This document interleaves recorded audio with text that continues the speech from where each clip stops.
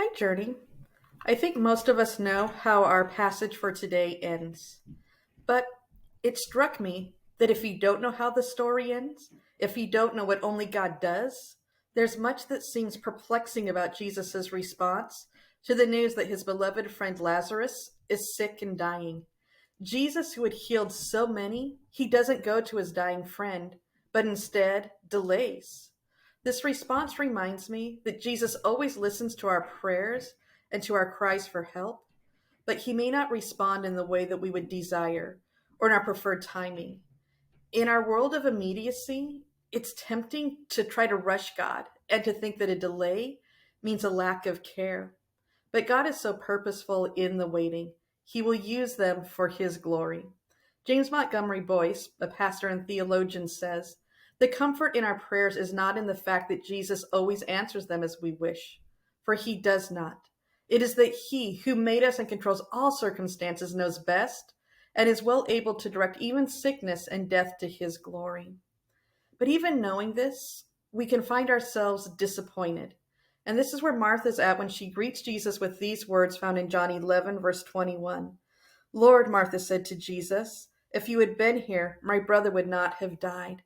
Other translations use the implied, "if only you had." If only Jesus had not delayed his arrival. If only Jesus had healed Lazarus like he had so many, Lazarus would not have died. See, Martha knew that Jesus could have, yet did not. Martha believed in Jesus, but now finds herself disappointed and grieving. And there's times in life where all of us find ourselves at this point of well, where if we're honest, we're disappointed in God, where we're asking ourselves questions like, if only God had intervened, if only God opened that one door, if only God had moved a little bit faster. Little if is such a big word that often leads us into futility. Because when we get stuck on if only, we may miss the greater only God moment that is just ahead. And Jesus' delay was going to teach Martha something so much greater than she ever could have imagined.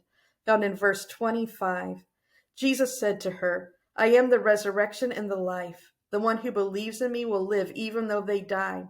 And whoever lives by believing in me will never die. Do you believe this?" See, Martha already knew Jesus as her teacher, as a friend, and as a healer.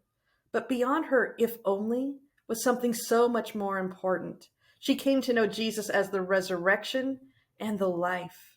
So when your hope is deferred, remember that Jesus is near. Remember that God's delays are delays of love, that they are delays with a purpose. And we can each find hope in our lives when we recognize that in our waiting and in our if onlys, only God is working. There's an only God story to be told at the end of this. Well, I invite you to share in comments what stood out to you from today's passage because there's so much here to discuss and share about.